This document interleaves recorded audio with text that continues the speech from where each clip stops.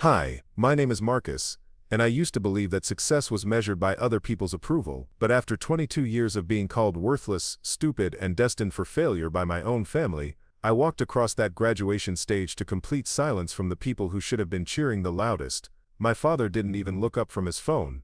My mother whispered to my sister about how embarrassed she was, and my brother Jake laughed out loud when they called my name for summa cum laude. Before we jump back in, tell us where you're tuning in from, and if this story touches you, make sure you're subscribed because tomorrow, I've saved something extra special for you. That was the day I realized that some people will never see your worth, no matter how much you achieve. But what they didn't know was that I had just graduated with a double major in business and computer science, a full scholarship to one of the most prestigious MBA programs in the country, and 3 job offers from Fortune 500 companies. What I did next, they never saw coming. And now, 5 years later, they're all working for me. The auditorium was packed that day, families everywhere, flowers, cameras, tears of joy. I remember scanning the crowd during the processional, looking for familiar faces in the sea of proud parents and siblings. I found them sitting in the back row, my father scrolling through emails on his BlackBerry, my mother fixing her lipstick in a compact mirror, and Jake playing some game on his phone with the volume turned up just loud enough to be annoying. My sister Emma sat between them, texting someone, probably complaining about having to be there. They looked like they were attending a mandatory work meeting, not their son and brother's college graduation. I had worked 4 years for this moment, 4 years of 18-hour days, cramming for exams while working 2 part-time jobs to pay for textbooks and meals. 4 years of sleeping 3 hours a night, living on instant ramen and peanut butter sandwiches, wearing the same 3 shirts in rotation because I couldn't afford new clothes. 4 years of watching my classmates go home for holidays while I stayed in the empty dorms, studying or picking up extra shifts at the campus bookstore and the local coffee shop downtown. My roommate David had gone home the night before, his parents driving 6 hours just to take him out for a celebratory dinner. His mom had been texting him all week about the party they were planning, asking what his favorite cake flavor was, who he wanted to invite, what restaurant he preferred for the family dinner. I watched him pack his bags with a mixture of happiness for him and a hollow ache in my chest that I'd grown accustomed to over the years. The thing is, I hadn't always been the black sheep. When I was younger, maybe 7 or 8, I remember my father teaching me how to throw a baseball in the backyard. He'd get home from his job at the insurance company, loosen his tie, and we'd spend 30 minutes tossing the ball back and forth while my mother prepared dinner. Those moments felt precious, like I was the center of his universe for just a little while, but something changed when Jake was born. Suddenly I became invisible. Jake was everything I wasn't. Charismatic, naturally athletic, the kind of kid who could charm his way out of trouble with a smile. By the time he was in elementary school, he was already the star of his little league team, the teacher's pet, the kid everyone wanted to be friends with. My parents' attention shifted to him like a spotlight finding its target, and I was left standing in the shadows. I tried to compensate by being the responsible one. I helped with household chores without being asked, kept my room spotless, never missed a homework assignment, never got in trouble. I thought if I could just be good enough, quiet enough, helpful enough, they'd notice me again. But the better I performed, the more they seemed to take it for granted. Jake could break something and get a gentle scolding, while I could ace a test and not even get a congratulations. High school was when things really crystallized. Jake was the quarterback on the varsity football team, dated the head cheerleader, got invited to every party. My parents attended every single one of his games, cheering from the stands, posting pictures on Facebook with captions like "so proud of our star athlete." Meanwhile, I was president of the academic decathlon team, captain of the debate club, and had a perfect GPA. The one time my parents came to watch me compete in the state debate championships, they spent the entire time on their phones and left before the awards ceremony where I took first place. The night I got my acceptance letter to Stanford, I was so excited I could barely contain myself. I'd been working toward this moment for years, staying up late to perfect my essays, volunteering at the local homeless shelter to strengthen my application, studying for the SATs, until my eyes burned. When the thick envelope arrived in the mail, I knew what it meant before I even opened it. I ran into the kitchen where my family was eating dinner, waving the letter in the air. I got in, I shouted, my voice cracking with emotion. I got into Stanford, full scholarship. My father looked up from his meatloaf, chewed slowly and said, "That's nice, son, pass the salt." My mother smiled, the kind of polite smile you give to a stranger who tells you about their day, and Jake snorted. "College is for nerds who can't make it in the real world," he said. not even looking up from his plate. Emma, who was 15 at the time, rolled her eyes. "Can you not be so loud? I'm trying to eat." I stood there holding the letter, feeling like all the air had been sucked out of the room. This was supposed to be one of the biggest moments of my life, and they treated it like I'd announced what I had for lunch. I folded the letter carefully, put it back in the envelope, and went to my room. I called my guidance counselor, Mrs. Patterson, who screamed with joy when I told her the news. She was more excited about my acceptance than my own family. That night, I made a decision. I was going to prove them wrong. I was going to become so successful that they'd have no choice but to acknowledge me. I was going to work harder than anyone, achieve more than they thought possible, and force them to see that I wasn't the failure they believed me to be. College was my escape, and my proving ground. Away from my family's constant dismissal, I flourished. I threw myself into my studies with an intensity that worried some of my professors. I double majored in business administration and computer science, maintained a 4.0 GPA, and joined 3 different honor societies. I started a small web development business from my dorm room, building websites for local businesses and saving every penny. But I also kept in touch with home, calling every Sunday, hoping that maybe this time they'd ask about my grades or my projects or my future plans. The conversations were always the same. My mother would update me on Jake's latest football achievements or Emma's new boyfriend, and my father would grunt responses in the background while watching TV. When they asked about me, it was always perfunctory. "How's school?" "Fine, good." "Well, your brother scored 3 touchdowns last Friday." I started sending them my report cards, my dean's list certificates, articles about my business being featured in the campus newspaper. I never heard anything back. Once I called home after winning a prestigious entrepreneurship competition with a $5,000 prize, and my mother's response was, "That's nice, dear. Did you hear that Jake got elected homecoming king?" The loneliness was crushing sometimes. I'd walk across campus and see other students talking excitedly on their phones with their parents, sharing their successes and failures, getting advice and encouragement. I envied them more than I cared to admit. But I used that loneliness as fuel, channeling it into my work, my studies, my relentless pursuit of excellence. By my senior year, I was at the top of my class, president of the Business Honor Society, and my web development company was pulling in 6 figures annually. I'd been accepted to Harvard Business School with a full fellowship, and I had job offers from Google, Microsoft, and Goldman Sachs. I was 21 years old, and already more successful than most people twice my age. I called home to share the news about Harvard, thinking surely this would be the moment they'd finally be proud. My father answered the phone, and I could hear the TV blaring in the background. "Dad, I got some incredible news. I've been accepted to Harvard Business School with a full fellowship. It's one of the most competitive programs in the world." There was a pause, and then he said, "Harvard, huh? That's in Massachusetts, right? Pretty far from home. Your mother's not going to like that." Then he called out to my mother, "Helen, Marcus is going to some school in Massachusetts." I heard her voice faintly in the background. "Well, I hope he knows what he's doing. Did you tell him about Jake's scholarship offer from state?" I hung up the phone and sat in my dorm room, staring at the acceptance letter from Harvard. This was supposed to be the culmination of everything I'd worked for, and they treated it like an inconvenience. That's when I realized that no amount of achievement was ever going to be enough for them. They had decided who I was when I was a child, and nothing I did was going to change their minds. So I stopped trying to change their minds, and started focusing on changing my circumstances. Graduation day arrived, with all the pomp and ceremony that a prestigious university could muster.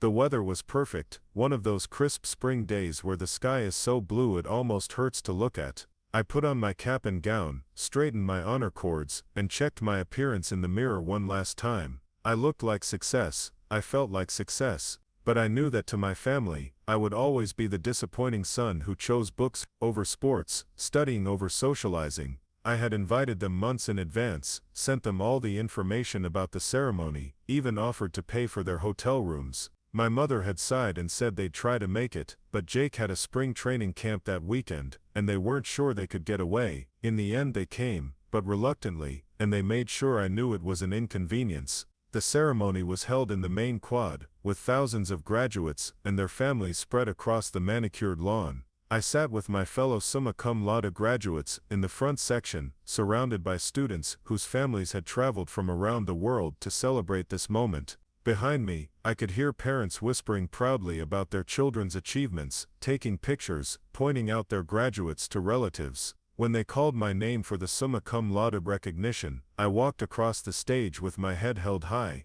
The dean shook my hand and congratulated me on my outstanding achievement. The photographer captured the moment with a flash that momentarily blinded me. As I stood there, diploma in hand, I searched the crowd for my family's faces. I found them, still in the back row, and what I saw will be burned into my memory forever. My father was typing on his phone, completely oblivious to what was happening on stage. My mother was whispering something to Emma, who was also not paying attention, and Jake was laughing at something on his phone screen, loud enough that people around him were starting to stare. Not one of them was looking at me. Not one of them saw me receive the highest academic honor the university could bestow. As I walked back to my seat, I felt something shift inside me. The last vestige of the little boy who just wanted his family's approval finally died. In its place, something harder and more determined was born. I was done being invisible. I was done being dismissed. I was done caring what they thought. After the ceremony, families gathered on the lawn for pictures and celebrations.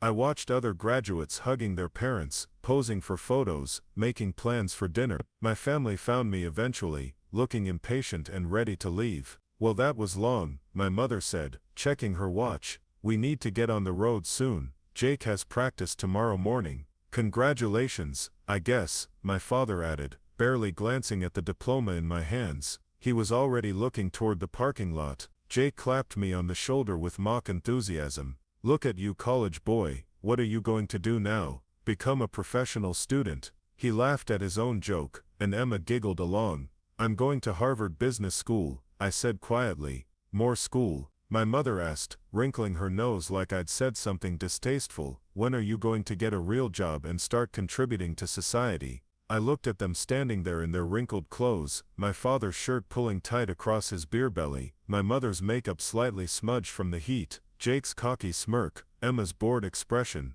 These were the people whose approval I'd been chasing my entire life. These were the people who had made me feel small and worthless and insignificant. "I need to go," I said, tucking my diploma under my arm. "I have commitments to fulfill." "What commitments?" my father asked.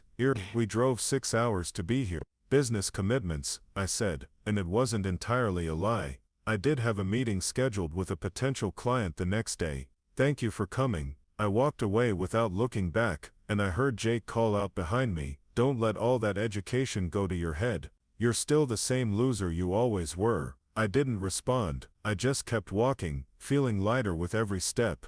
By the time I reached my dorm room, I had made a decision that would change everything. I was going to build an empire, and when I was done, they were going to know exactly who I was. That night, while my classmates celebrated with their families, I sat in my empty dorm room and wrote out a business plan. Not for a small web development company, or a startup with big dreams and no capital. This was a plan for domination. I was going to use everything I'd learned, every skill I'd developed, every connection I'd made, to build something so big and so powerful that my family would have no choice but to respect me. I started with what I knew best, technology. During my 4 years in college, I'd been quietly building and selling websites, developing apps, and investing the profits in cryptocurrency and stocks. I had nearly $200,000 saved up, which was more money than my father had probably ever seen at one time. But that was just the beginning. I spent the summer before Harvard conducting what I called research. I studied my family's financial situation with the same intensity I'd once applied to my academic subjects. I knew my father worked for Millfield Insurance, a mid-sized company, where he'd been stuck in middle management for 15 years. I knew my mother worked part-time at a local boutique that barely paid minimum wage. I knew Jake had gotten a partial athletic scholarship to state, but would need loans to cover the rest. I knew Emma was struggling in high school, and would probably need all the help she could get to get into any college. I also knew they were living paycheck to paycheck, always complaining about money, always stressed about bills. My father's biggest achievement was buying a used Camaro when he turned 40, and he still talked about it like it was a Ferrari. They were small-town people with small-town dreams, and they couldn't imagine anything beyond their limited world, but I could imagine it, and I was going to make it reality. Harvard Business School was like nothing I'd ever experienced. Preparing and narrating this story took us a lot of time, so if you are enjoying it, subscribe to our channel, it means a lot to us. Now back to the story. The students came from all over the world, many of them already successful entrepreneurs or executives at major corporations. The professors were legends in their fields, people who had built companies, advised governments, shaped economic policy. For the first time in my life, I was surrounded by people who thought big, who saw opportunity where others saw obstacles. I threw myself into my studies, with the same intensity I'd shown in college, but with a different focus. I wasn't just learning for the sake of learning anymore. Every case study, every lecture, every networking event was a piece of the puzzle I was building. I studied merger and acquisition strategies, learned how to identify undervalued assets, mastered the art of leverage and debt financing. I also made connections, real connections with people who had real power and real money. My study group included the son of a tech billionaire, the daughter of a hedge fund manager, and a former Goldman Sachs analyst who was starting his own investment firm. These weren't just classmates, they were my future business partners, investors, and allies. During my first year, I launched what would become the foundation of my empire, a consulting firm that specialized in helping small businesses optimize their digital presence. It sounds modest, but I wasn't targeting just any small businesses. I was targeting struggling companies that were on the verge of failure, companies that were desperate enough to pay premium rates for a lifeline. My first major client was a chain of family restaurants in the Midwest that was hemorrhaging money due to poor management and outdated systems. The owner was a man named Frank Castellano, whose grandfather had started the business in the 1940s. Frank was in his 60s, had no head for technology, and was about to lose everything his family had built. I didn't just design him a website and set up social media accounts. I completely restructured his business model, implemented inventory management software, streamlined his supply chain, and created a customer loyalty program that increased repeat visits by 40%. Within 6 months, his restaurants were profitable again. Within a year, he was opening new locations. Frank was so grateful that he recommended me to other struggling business owners, and word spread quickly through the small business community. I had found my niche, saving failing companies and taking a percentage of the profits as payment. It was high risk, high reward work, but I had an advantage that most consultants didn't have. I truly understood what it felt like to be underestimated and written off. I knew how to find the hidden value in things that others had dismissed as worthless. By the end of my first year at Harvard, my consulting firm was generating over $1 million in revenue. I hired a team of brilliant classmates to help me scale the operation, and we started taking on bigger and more complex projects. We saved a struggling tech startup from bankruptcy and helped them secure Series A funding. We turned around a failing retail chain by implementing an e-commerce strategy that tripled their sales. We consulted for a manufacturing company that was losing contracts to overseas competitors and helped them retool their operations to become profitable again. But I wasn't satisfied with just running a consulting firm. I wanted to own things, to build lasting wealth, to create an empire that would outlive me, so I started acquiring the companies I was saving. The strategy was brilliant in its simplicity. I would identify a struggling company, offer my consulting services at a reduced rate in exchange for equity, and then work tirelessly to turn the company around. Once the company was profitable again, I would either buy out the other shareholders or use the company's improved valuation to secure loans for expansion. Within 2 years, I owned controlling interests in 12 different companies across 6 industries.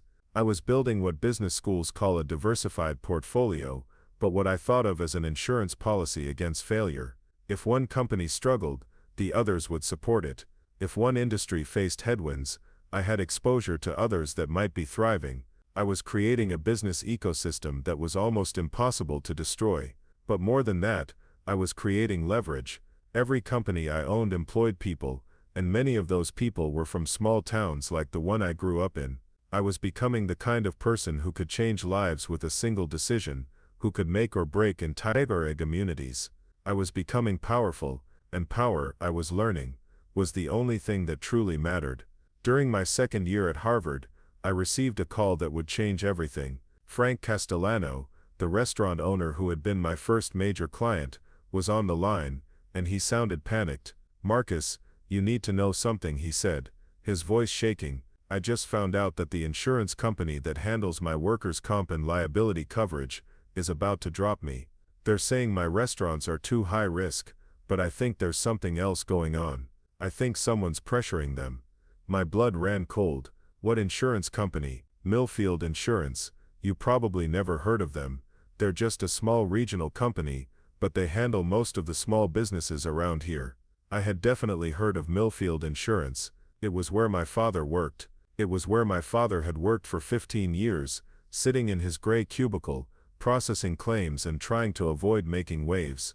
It was the same company that had taught me what mediocrity looked like. Frank, I need you to send me all your correspondence with Millfield. Every email, every letter, every phone call summary. Can you do that for me? Of course, but Marcus, if they drop my coverage, I'm finished. No other company will touch me after Millfield labels me high risk. It's like a death sentence for a restaurant owner. I assured Frank that I would handle the situation, but after I hung up the phone, I sat in my Cambridge apartment, staring out at the Charles River, my mind racing. This couldn't be a coincidence. Frank's restaurants were thriving now, his safety record was excellent, and his claims history was minimal. There was no legitimate reason for Millfield to drop him as a client. Unless someone at Millfield had a personal reason to hurt one of my clients. I spent the next 3 days conducting what I like to call aggressive research. I used every resource at my disposal to dig into Millfield Insurance's client database, claims processing procedures, and internal communications. What I found was even worse than I had suspected. My father wasn't just processing Frank's claim denial, he was the one who had initiated it. I found email chains where he had recommended that Millfield drop several of their small business clients, all of whom happened to be companies that my consulting firm had worked with. He was systematically trying to sabotage my business relationships, and he was using his position at Millfield to do it. The emails were damning. In one he wrote to his supervisor, "These businesses are all connected to my son's consulting firm. He thinks he's some kind of business genius, but he's just a kid playing with daddy's money. We should distance ourselves from anything he's involved with, before it all comes crashing down." In another email, he was even more explicit. "I know these business owners personally, and I can tell you that they're not the kind of people Millfield wants to be associated with. They're reckless, unprofessional, and they're being advised by someone who has no real-world experience. We're setting ourselves up for major claims if we keep insuring them." I printed out every email, every memo, every piece of evidence that showed what he was doing. Then I made copies and locked the originals in a safety deposit box. I had learned enough about business warfare to know that you never use your ammunition until you're ready to destroy your target completely. But I wasn't ready yet. I needed to be stronger, more powerful, more untouchable. I needed to build my empire to the point where he couldn't hurt me even if he tried. And then when the time was right, I would show him what real power looked like. I spent the rest of my time at Harvard building toward that moment. I networked relentlessly, forming partnerships with investment firms, private equity groups, and wealthy individuals who were looking for the next big opportunity. I learned how to structure complex deals, how to use debt and equity to maximize returns, how to acquire companies without using my own money. By the time I graduated from Harvard, I owned or controlled 23 companies with a combined value of over $50 million. I had built a diversified empire that spanned technology, manufacturing, retail, hospitality, and real estate. I had a team of over 200 employees and contracts with major corporations around the world. I was 25 years old, and I was already wealthier than most people would ever dream of being. But more importantly, I had power, real power. The kind of power that could change lives, destroy careers, and reshape entire communities. And I was ready to go home. The flight back to my hometown was the longest 2 hours of my life. I sat in first class, sipping champagne and reviewing financial documents, but my mind kept drifting to the last time I'd been on this route. 5 years ago, I was a broke college student flying back on a discount airline, crammed into a middle seat between a crying baby and a man who smelled like he hadn't showered in weeks. Now I owned the consulting firm that had redesigned the airport's customer service protocols. The irony wasn't lost on me. I rented a black Mercedes from the airport, the kind of car that would make my father's beloved Camaro look like a toy. As I drove through the familiar streets of Millbrook, I noticed how small everything seemed. The main street that had once felt like the center of the universe was just 4 blocks of tired storefronts and struggling businesses. The high school that had loomed so large in my memory was just a collection of aging brick buildings, surrounded by a cracked parking lot. But I also noticed the opportunities, empty lots where profitable businesses could be built, struggling shops that could be acquired cheaply and turned around. A whole community that was one smart investor away from revitalization, or one bad decision away from economic collapse. I checked into the Millbrook Grand Hotel, which was neither grand nor particularly hotel-like, but it was the best accommodation the town had to offer. The desk clerk, a woman in her 50s with tired eyes and a forced smile, didn't recognize me. Why would she? The last time anyone in this town had seen me, I was a skinny teenager with second-hand clothes and big dreams that nobody believed in. My first stop was Millfield Insurance. I had called ahead and scheduled a meeting with the regional manager, a man named Robert Chase, who had been my father's supervisor for the past decade. I told his secretary that I represented a group of investors interested in acquiring local businesses and needed to discuss insurance coverage for multiple properties. The Millfield Insurance building was exactly as I remembered it from the few times my father had brought me to work as a child. Gray carpet, fluorescent lighting, cubicles arranged in perfect rows like a maze designed to crush the human spirit.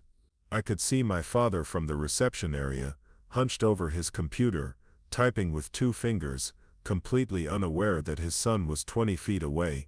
Robert Chase was a heavy-set man with thinning hair and the kind of desperate friendliness that comes from years of trying to hit sales quotas. He ushered me into his office, offered me coffee from a machine that looked like it hadn't been cleaned since the Clinton administration, and spread out brochures for various insurance products like he was dealing cards. "So Mr. Williams," he said, reading from the fake name I'd given his secretary, "I understand you're looking at some significant property acquisitions in our area. We'd love to help you protect those investments." I had chosen my cover story carefully. Marcus Williams was close enough to my real name that I wouldn't forget to respond to it, but different enough that it wouldn't trigger any recognition. I was representing a private equity firm based in Boston, looking to acquire undervalued properties in small Midwestern towns and develop them into profitable ventures. "That's right," I said, pulling out a leather portfolio that probably cost more than Robert made in a month. "We're looking at potentially acquiring 15 to 20 properties over the next 18 months. Retail spaces, small manufacturing facilities, maybe some residential rental properties. We'll need comprehensive coverage for all of them." Robert's eyes lit up like I'd just told him he'd won the lottery. This was the kind of client that could make his entire year, possibly his entire career. "That's fantastic. We absolutely have the capacity to handle an account of that size. Let me just pull up our commercial property products, and before we get into specifics," I interrupted, "I need to understand your company's approach to risk assessment. We've had some bad experiences with insurers who are too quick to drop clients or raise premiums without proper justification." Robert's enthusiasm dimmed slightly. "Well, we pride ourselves on being conservative but fair.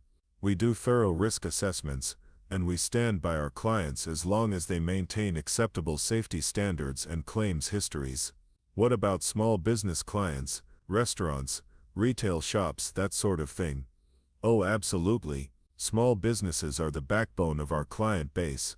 We work very hard to support local entrepreneurs." I opened my portfolio and pulled out a sheet of paper. "I have a list of some local businesses that we've been monitoring. Obviously, we want to make sure that any properties we acquire in this area will be insurable. Can you tell me about your relationship with these companies?" I handed him the list, which included Frank Castellano's restaurants and 6 other businesses that my father had targeted for policy cancellation. Robert scanned the list and I watched his expression change from enthusiasm to confusion to something that looked like panic. "Well, actually, several of these businesses are no longer clients of ours. We had to make some difficult decisions about risk management, and really," I said, leaning forward with interest, "what kind of risk factors are we talking about?" Because from our preliminary research, these all appear to be well-managed, profitable businesses with excellent safety records. Robert was sweating now, which was impressive considering the office was air-conditioned to the point of being uncomfortable. It's complicated. There were concerns about their business practices, their associations, some questions about the sustainability of their recent growth, their associations. Well, several of them were using the same consulting firm, and we had some internal concerns about the quality of advice they were receiving. Our claims manager felt that businesses following this consultant's recommendations might be more likely to file claims due to operational changes that could increase risk factors. I sat back in my chair and studied Robert's face. He was lying, and he knew that I knew he was lying, but he couldn't figure out why I was asking these questions. Who is your claims manager? Glenn Watson. He's been with us for 15 years, very experienced, very thorough in his risk assessments. Glenn Watson. My father, the man who had spent my entire childhood telling me I wasn't good enough, smart enough, or valuable enough to matter. The man who was now using his small amount of corporate power to sabotage my business relationships. I'd like to meet with Mr. Watson, I said. If we're going to be doing business with Millfield, I want to understand his risk assessment methodology. Robert looked like he'd rather set himself on fire than arrange that meeting, but he couldn't refuse a potential client of my apparent size and importance. Of course. Let me see if he's available this afternoon. As Robert made the call, I allowed myself a small smile. Phase 1 of my plan was already in motion, and my father had no idea what was coming. The meeting was set for 3 o'clock. I spent the intervening time driving around town, reacquainting myself with the geography of my childhood and identifying additional opportunities. The old Morrison textile factory had been closed for 2 years, leaving 300 people unemployed. The Riverside shopping center was half empty, with for lease signs in most of the windows. Downtown Millbrook looked like a ghost town, with more boarded-up storefronts than functioning businesses. But I saw something different than decay and decline. I saw cheap real estate, desperate sellers, and a community that would be grateful to anyone who could bring jobs and prosperity back to the area. I saw a blank canvas on which I could paint my revenge in bold, unmistakable strokes. At 3 o'clock sharp, I was back in the Millfield Insurance conference room, sitting across from my father for the first time in 5 years. He looked older, grayer, smaller than I remembered. His hair had thinned significantly, and he'd gained weight around his middle. His shirt was wrinkled, his tie was stained, and he had the general appearance of a man who had given up on his dreams a long time ago. He didn't recognize me. Robert made the introductions with nervous enthusiasm. Glenn, I'd like you to meet Mr. Williams from Boston. He's representing some very important investors who are looking at significant property acquisitions in our area. Mr. Williams, this is Glenn Watson, our senior claims manager. My father shook my hand with a limp grip and a disinterested expression. Pleasure to meet you, he said in a monotone voice that suggested it was anything but a pleasure. Mr. Watson, I said, studying his face for any sign of recognition. There was none. Mr. Chase tells me that you're the expert on risk assessment for local businesses. I'm hoping you can help me understand some decisions that Millfield has made regarding certain clients. I'll do my best, he said, settling back in his chair with the air of a man who was already mentally planning his escape from this meeting. I pulled out the same list I'd shown Robert earlier. These businesses were all dropped as clients recently. Can you walk me through your reasoning? My father took the list and glanced at it dismissively. These were all bad risks: poor management, questionable business practices, association with unreliable consultants. We determined that continuing to insure them would expose Millfield to unacceptable levels of liability. Can you be more specific about the questionable business practices? Look, Mr. Williams, I've been in this business for 15 years. I know a bad risk when I see one. These companies were all being advised by some hotshot consultant who thought he could revolutionize their operations overnight. In my experience, rapid changes in business operations usually lead to increased claims. Better to cut our losses before that happens. I felt a cold fury building in my chest, but I kept my voice level and professional. This consultant, what was his name? Some kid named Marcus something. Marcus Caldwell, I think. Real arrogant, thinks he knows everything about business because he went to some fancy college. His whole operation is a house of cards waiting to collapse. The irony was perfect. Here was my father, sitting in his gray cubicle in his failing insurance company, calling me arrogant for going to fancy colleges and thinking I knew about business.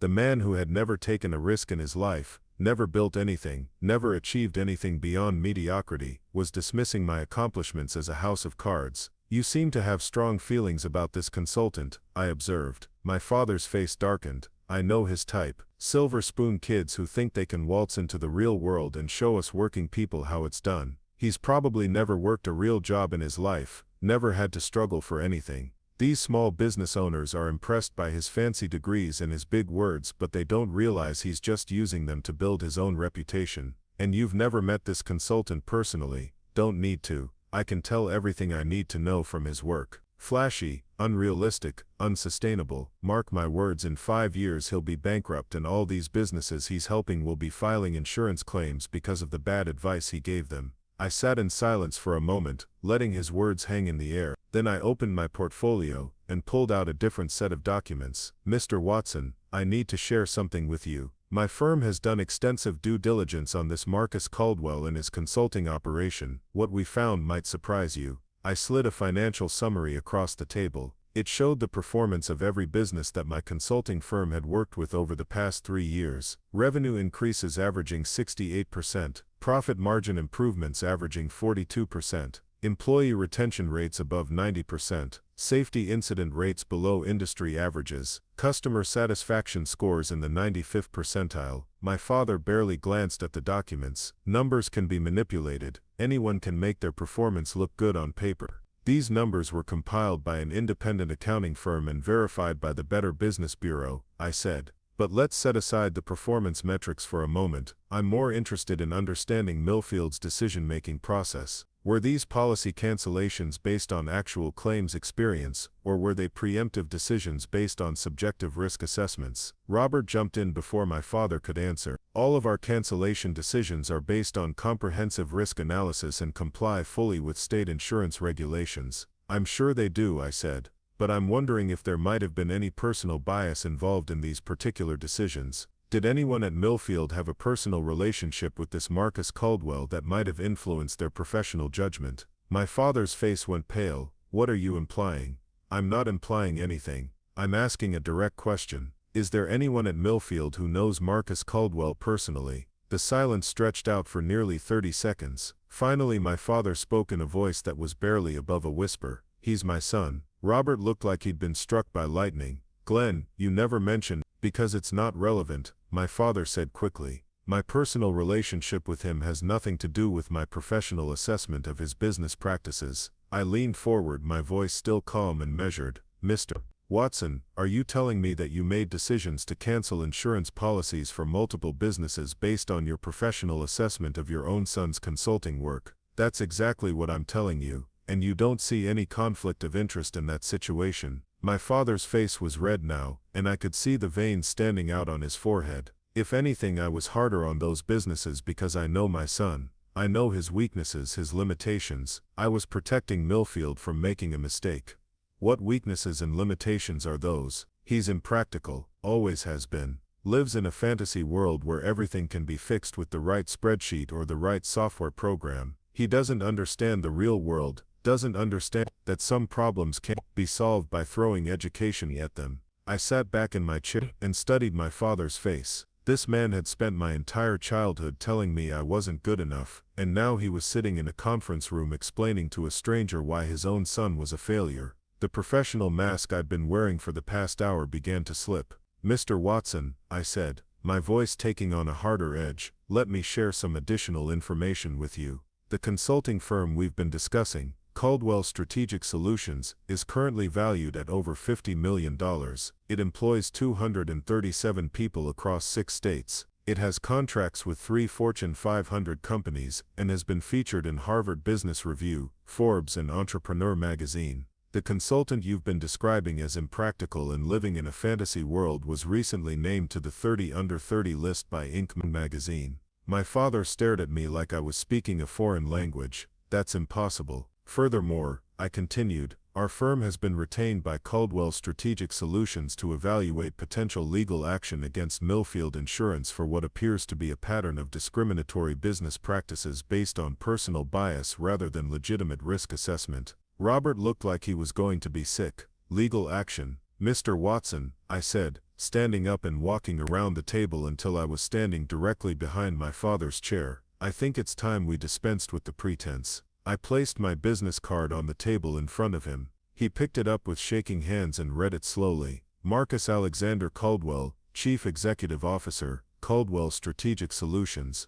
The color drained from his face completely. He looked up at me, his mouth opening and closing like a fish gasping for air. Marcus, hello Dad. The next few minutes were chaos. Robert was frantically apologizing, promising that Millfield would immediately reinstate all the canceled policies, offering to waive premiums for the next year. My father just sat in his chair staring at my business card like it was written in hieroglyphics. I don't understand, he finally said. When did you build a $50 million company? I sat back down across from him, my voice calm again. I started in my dorm room. While you were telling everyone who would listen that I was wasting my time with fancy education, I was learning how to identify undervalued assets and turn them into profitable enterprises. While you were explaining to your coworkers that I was an impractical dreamer, I was closing deals with Fortune 500 companies. While you were sabotaging my client relationships because you thought you knew better, I was building an empire. Marcus, I had no idea. You had no idea, because you never asked. You never cared. You decided when I was a child that I was a disappointment, and you never bothered to update that assessment even when the evidence was right in front of you. Robert was still trying to do damage control. Mr. Caldwell, I want to assure you that Millfield takes allegations of bias very seriously. We'll conduct a full internal review and, Chase, I said, not taking my eyes off my father, I think you should know that Caldwell Strategic Solutions has been retained by a private equity firm that's looking to acquire underperforming regional insurance companies. Companies that have made poor strategic decisions, alienated profitable clients, and exposed themselves to potential litigation. The implication hung in the air like smoke. Robert understood immediately. Are you saying? I'm saying that Millfield Insurance fits the profile of the type of acquisition target our investors are looking for. Established client base, decent market position, but poor management decisions that have created opportunities for improvement and consolidation. My father finally found his voice. You can't be serious. I'm completely serious. In fact, the preliminary offer has already been approved by our board of directors. We're prepared to purchase Millfield Insurance for $32 million,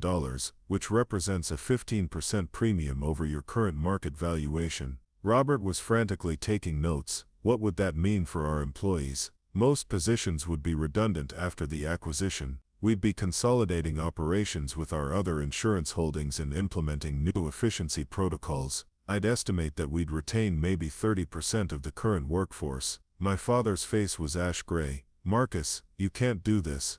There are people here who have worked for this company for decades. They have families, mortgages, people like you? Yes. People like me? I leaned back in my chair and smiled for the first time since I'd walked into the building. Dad, let me tell you how this is going to work. Caldwell Strategic Solutions is going to acquire Millfield Insurance. We're going to restructure the entire operation, implement new systems, and eliminate positions that don't add value. However, I'm prepared to offer certain key employees the opportunity to remain with the company in new roles. What kind of new roles? Well, for example, we'll need someone to handle facilities maintenance, cleaning offices, emptying trash, basic janitorial duties. The position would pay minimum wage, no benefits, but it would allow certain employees to maintain their connection to the company. The realization dawned on his face slowly.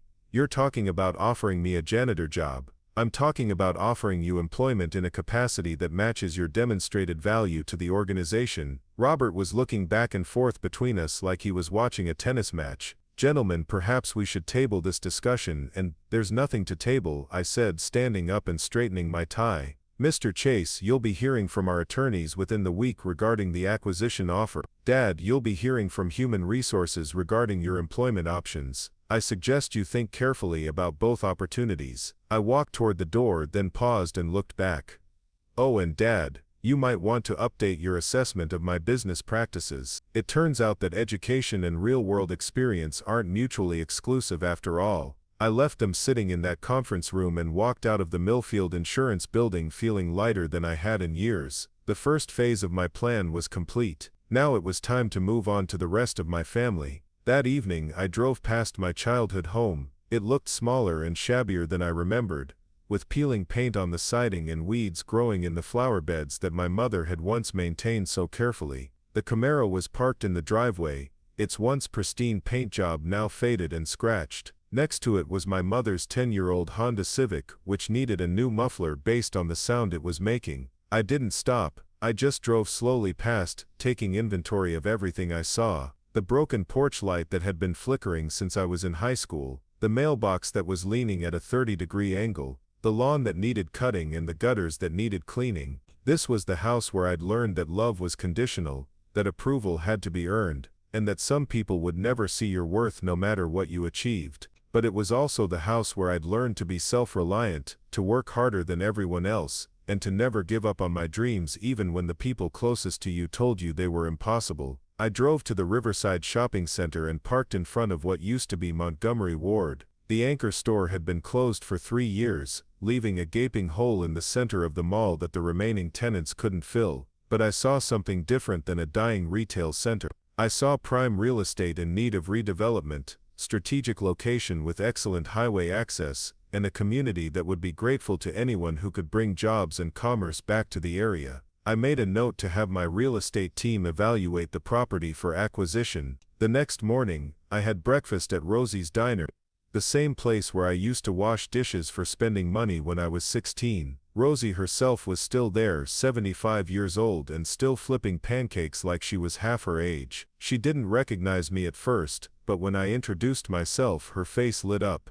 "Marcus Caldwell, I can't believe it. Look at you in that fancy suit. I heard you went off to some big college, but I never imagined." "Sit down, honey. Breakfast is on the house." Rosie had always been kind to me, even when my own family wasn't. She'd let me take home leftover food when she knew my parents were struggling financially, and she'd never made me feel ashamed about needing the work. As I ate her famous blueberry pancakes, she filled me in on all the local gossip. "Your brother Jake is back in town, you know. That football scholarship didn't work out the way everyone expected. He's been working construction when he can find it, but work's been slow. Your sister Emma graduated from high school, but she's not sure about college. Your parents are, well, they're getting by, but things have been tight since your dad's hours got cut at the insurance company." I listened to all of this with the detached interest of someone studying a case file. These people had once been the center of my universe, the source of all my hopes and fears. Now they were just data points in a larger strategic plan.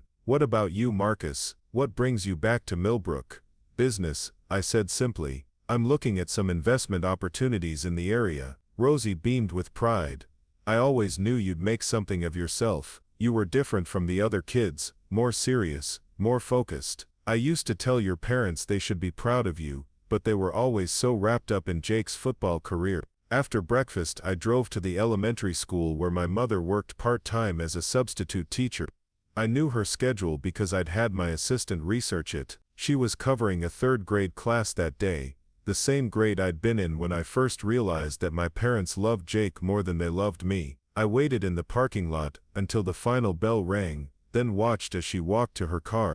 She looked tired, older, wearing the same style of conservative dress she'd worn when I was a child. Her hair was grayer now, and she moved with the careful gait of someone whose feet hurt from standing all day. She didn't see me watching her from across the parking lot. Why would she look for me? As far as she knew, I was still the disappointment who'd gone off to expensive schools and never amounted to anything practical. That afternoon, I had a meeting with the mayor of Millbrook, a man named Tom Bradley who'd been in office for 12 years and was desperate for any kind of economic development that might reverse the town's declining fortunes. I'd told his secretary that I represented investors interested in major redevelopment projects, which was technically true. Mayor Bradley met me in his office, which was decorated with photographs of himself shaking hands with minor politicians and cutting ribbons at long-forgotten grand openings. He was a glad-handing politician in the classic mold, all smiles and firm handshakes and promises he probably couldn't keep.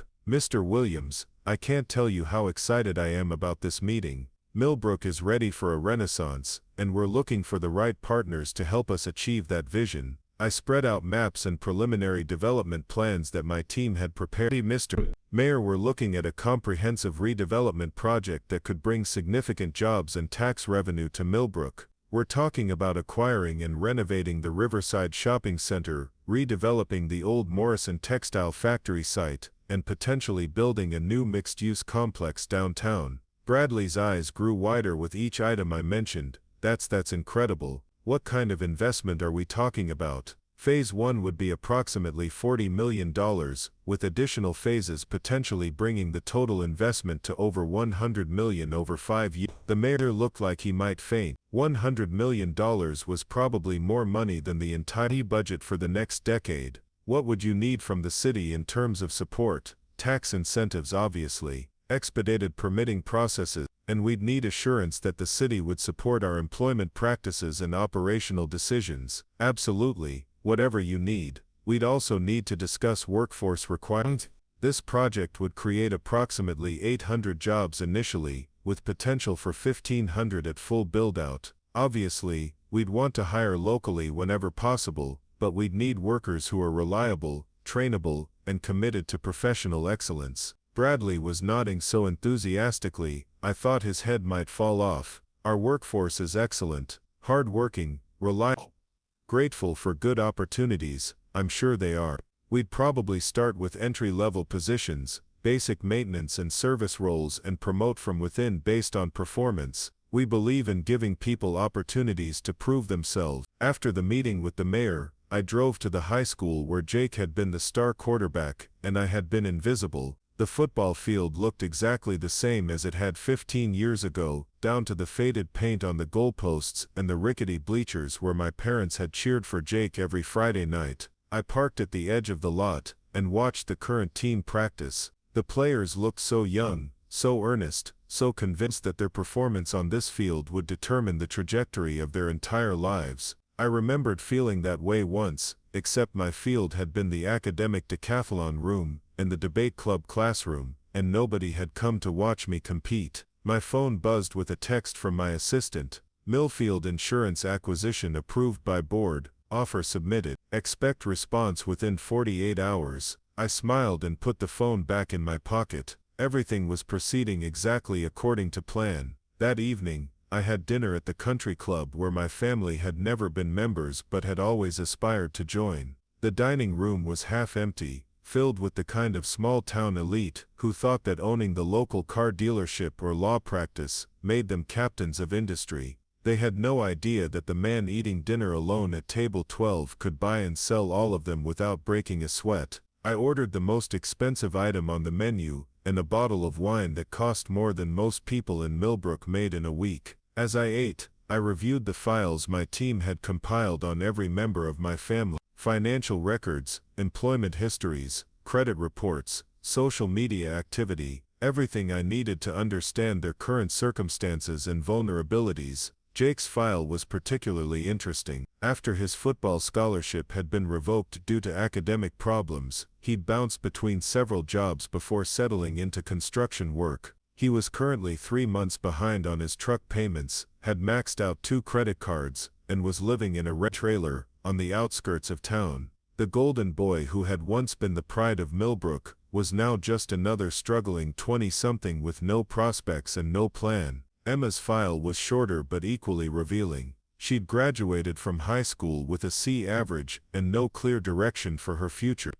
She was working part-time at a clothing store in the mall and living at home with my parents. Her social media showed a young woman who was desperately trying to find her identity, posting selfies and motivational quotes with the frequency of someone who was fundamentally unsure of herself. My mother's file showed a woman who had never had a career of her own, who had defined herself entirely through her children's achievement. With Jake's football career over and Emma struggling to find direction, she was substituting teaching because it was the only work she was qualified for. And my father's file showed a man who had peaked at middle management and was slowly sliding toward irrelevance. His performance reviews at Millfield were mediocre at best, and he was exactly the kind of employee who would be eliminated in any corporate restructuring. They were all vulnerable, all struggling, all in need of exactly the kind of opportunities that I was now in a position to provide. The irony was perfect. After dinner, I drove back to my hotel and spent the evening on phone calls with my executive team, fine-tuning the details of what we were calling Operation Homecoming.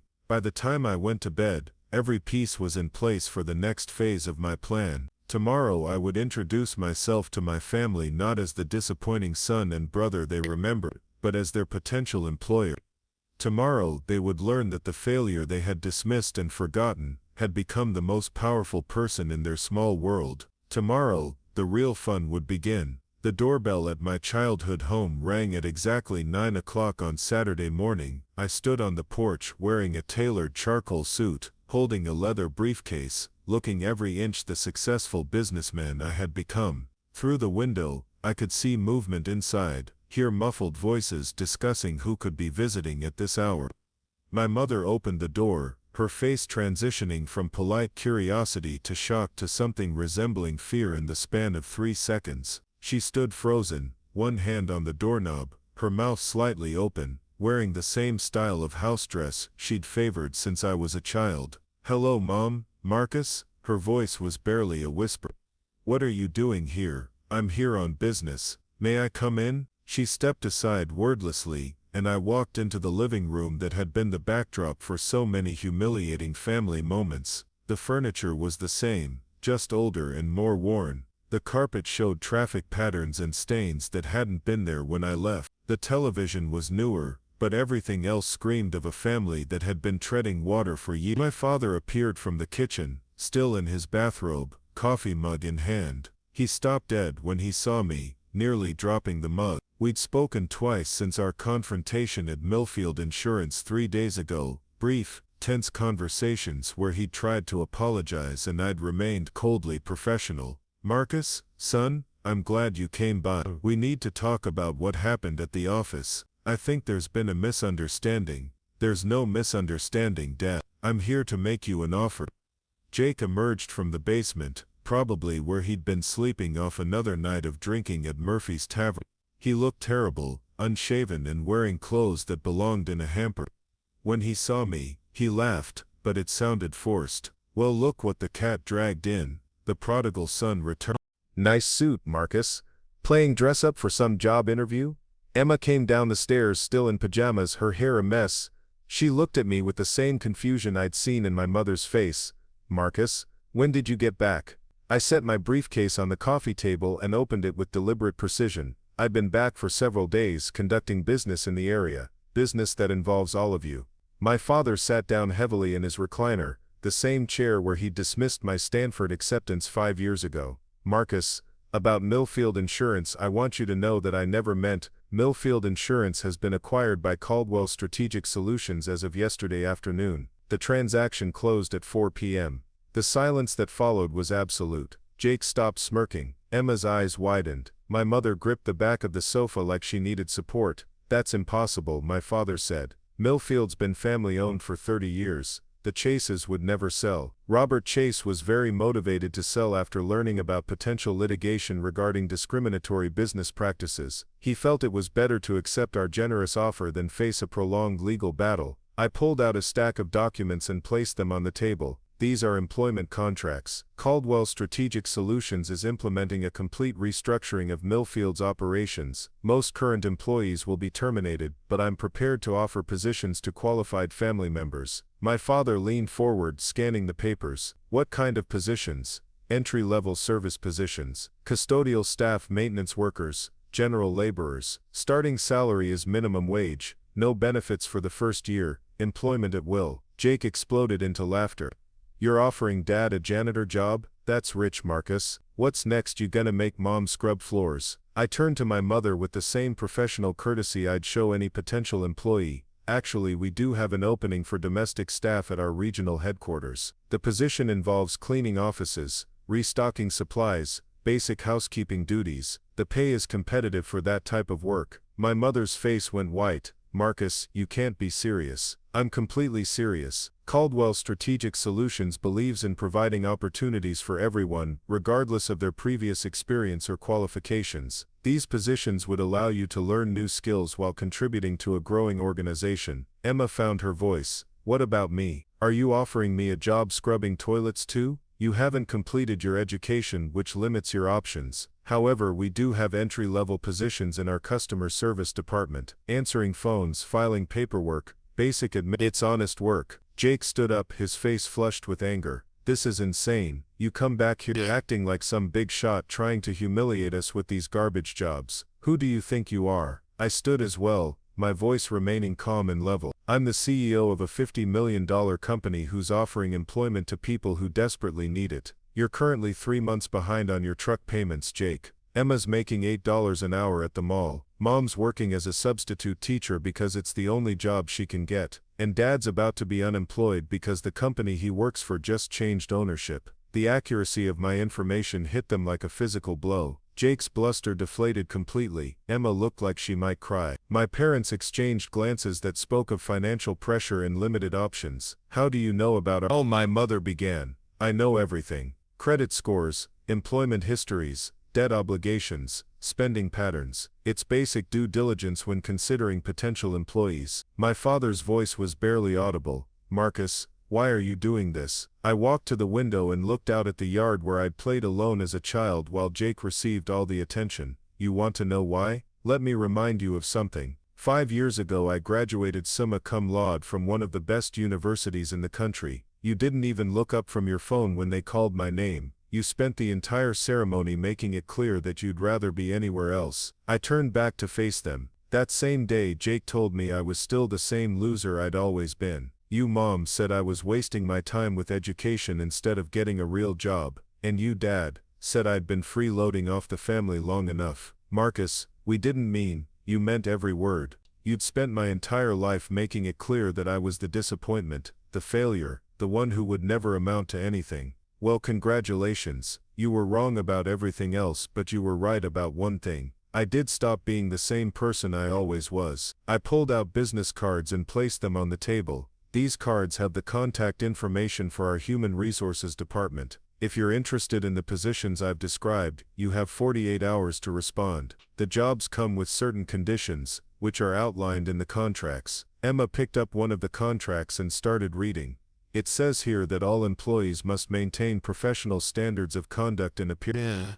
That all employment decisions are made solely by management. That employees serve at the pleasure of the company and can be terminated without cause. Standard employment language. It also says that employees cannot discuss their work or compensation with media or community members without prior approval. Confidentiality is important in our business. Jake grabbed the contract from Emma's hands. This is a joke. You want us to sign contracts that basically make us your servants. I'm offering you jobs with regular paychecks, which is more than any of you have right now. Whether you take them or not is entirely up to you. My mother sat down on the sofa looking older than her years. Marcus, I know we haven't always understood each other, but we're family. Families don't treat each other this way. You're right, Mom. Families don't treat each other this way. Families support each other's dreams. Families celebrate each other's successes. Families show up when it matters. I closed my briefcase with a sharp click. I spent 22 years trying to be part of this family. Now you have the opportunity to be part of mine. I walked toward the door, then paused. Oh, and one more thing. The Riverside Shopping Center and the old Morrison factory site have also been acquired by Caldwell Strategic Solutions. We're planning a comprehensive redevelopment that will create hundreds of jobs and millions in economic development for Millbrook. Jake's voice was bitter. Let me guess. We get to apply for those jobs too, right? Those positions will require background checks, skills assessments, and personal references. I'm not sure any of you would qualify. I opened the door and stepped onto the porch. 48 hours. The choice is yours. As I drove away, I could see them through the living room window, huddled around the coffee table, reading the contracts, probably trying to understand how their lives had changed so completely in the span.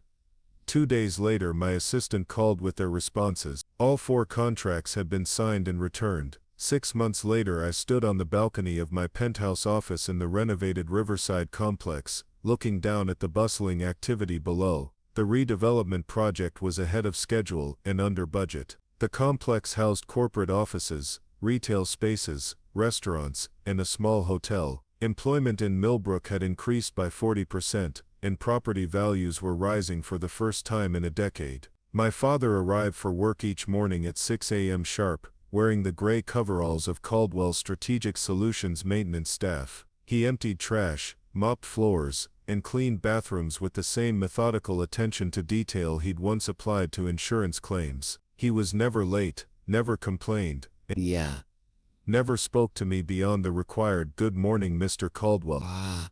When our paths crossed, my mother worked in the housekeeping department, responsible for keeping the executive offices spotless. She arranged flowers, dusted furniture, and maintained the conference rooms where I held meetings with clients worth more than her annual salary. She'd learned to become invisible, moving through the offices like a ghost, present but unnoticed. Emma had surprised everyone by excelling in customer service. She'd developed phone skills, learned basic computer applications, and showed genuine aptitude for problem solving. I'd promoted her twice, and she now supervised a small team of customer service representatives. She was the only one who had actually thanked me for the opportunity. Jake had struggled the most. Manual labor didn't suit someone who'd spent his youth believing he was destined for greatness. He'd been written up several times for attitude problems and had been placed on probation twice. But he kept showing up, kept doing the work, because the alternative was unemployment in a town where I now controlled most of the decent jobs.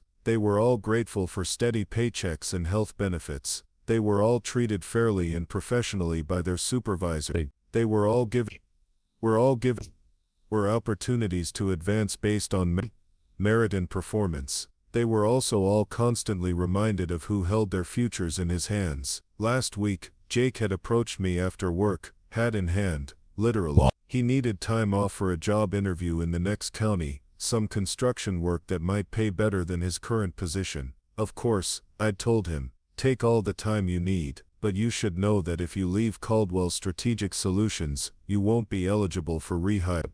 Company policy. He'd withdrawn his request the next day. This morning my mother had asked if she could leave early to attend.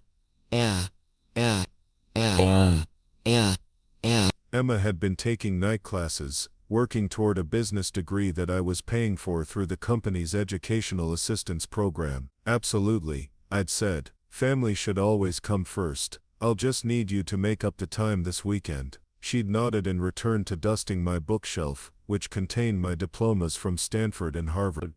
The irony was perfect. They'd spent my childhood teaching me that love was conditional, that approval had to be earned.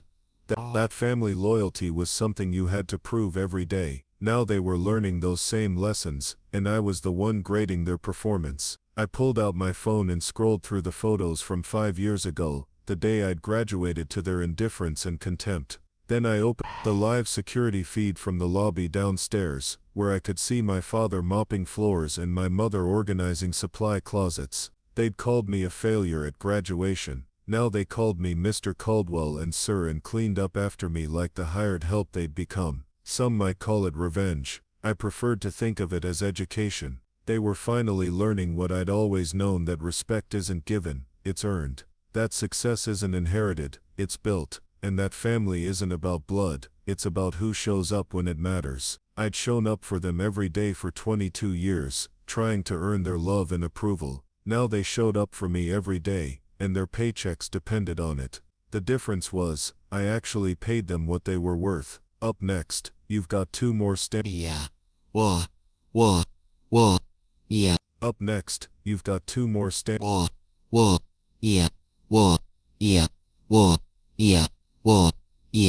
If this one hit the mark, you won't want to pass these up. Just click and check them out.